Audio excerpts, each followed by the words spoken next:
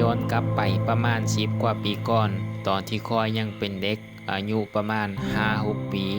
มีอยู่เกมหนึ่งที่คอยกับหมู่มากลินกันหลายพวกเขาเอิ้นมันว่าลินลักลีหรือก็คือการลินซ่อนหานั่นเอง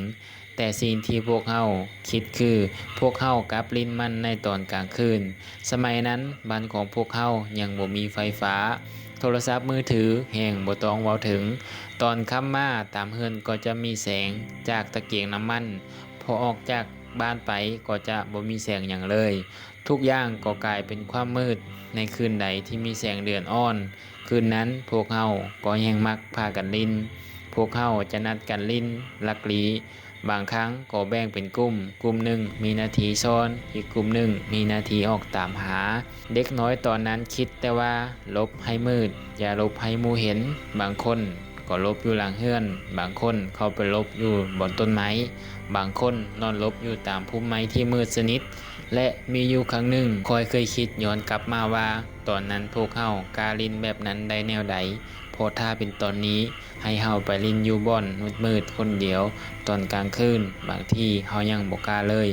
แต่ตอนเด็กพวกเฮากับหัวเราะเยาะกันอย่างม้วนซื่นจนบางครั้งคนที่ออกตามหาก็ฮ้องซื้อหมู่ดังแต่กลับบ่มีเสียงตอบกลับมา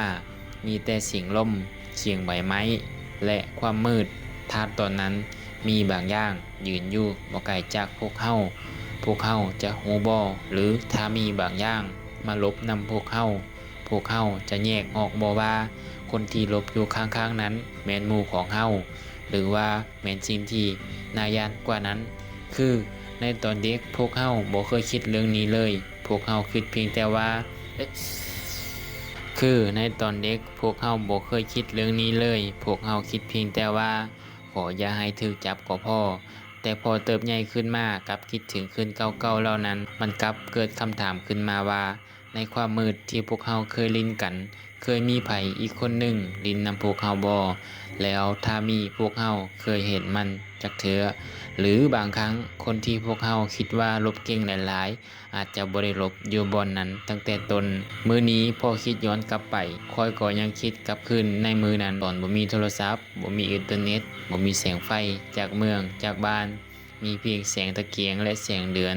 เสียงหมู่เอิ้นหาและเงาดำๆตามพุ่มไม้บางที่มันอาจเป็นเพียงแต่เกมซ่อนหาของเด็กน้อยแต่ก็บ่มีไผฮู้ว่าในความมืดของคืนนั้นมีเพียงพวกเฮาแท้ๆบ่หรือว่ามีบางอย่างที่เคยหลบซ่อนอยู่กับพวกเฮา